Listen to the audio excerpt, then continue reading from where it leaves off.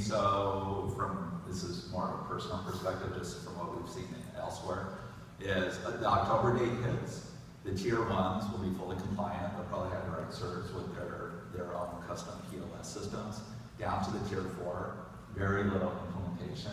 But make no mistake, this will turn into a government mandate, and we will be EMV and PIN in the US. The reason I said that is there's already a roadmap out there. It's called the rest of the world.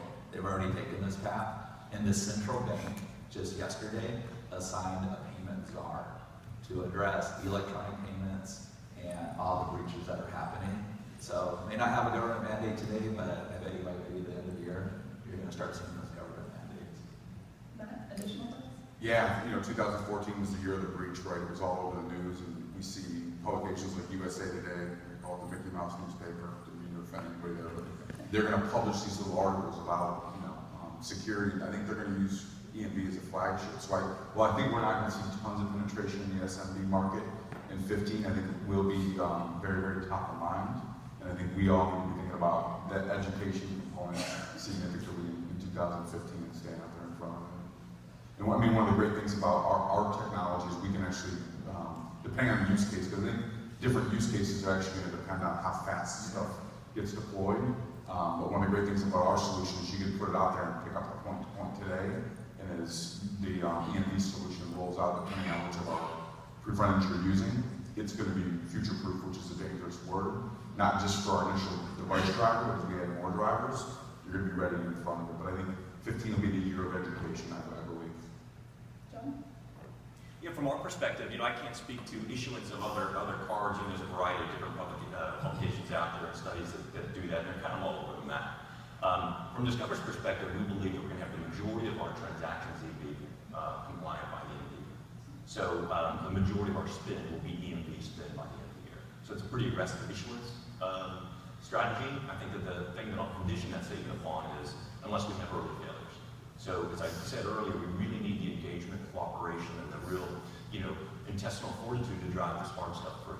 And I think that we can definitely do that together. So it'll definitely be an exciting year. I think that we'll continue to look for ways to make it easier on our partners.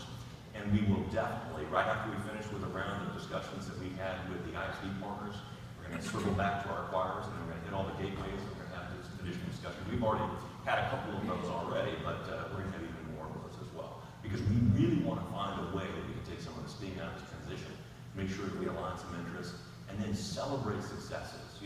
One of the things that I'm personally very interested in is having a couple key wins together that help Discover with its objectives, and then really just work with Jim and other folks and get those really published, and Abby and others as well, to make sure that we celebrate how we've come together. And I think it'll create more opportunities for us all. Paul, a little bit different for you. How did the legal mandate impact merchants in Canada, and how did that, the legal mandate, it was the flip for Canada, right? It was a legal mandate there. Correct. And how did that impact your business strategy and going forward? Even though it was a legal mandate, it was not, I think the liability shift really did his part of the equation. It was a big part of the equation more than the legal mandate. We're still in that legal, until next year, people still have a certain choice, even though they're in full liability shift. I don't think it changed. As I said, we really embraced it really quickly because of all the marketing around it. And if the US had used the same model as we did in Canada, really educating and really promoting to not just the merchant, but the customers, that embrace, that snowball will go really, really quick. So if everybody really pushes on education and promoting this, but I don't think the legal portion of it had really an impact, more than, again, security and liability shift had an impact. If you go to a merchant today, they probably heard there's a legal obligation, but they didn't really pay attention. What they paid attention was security and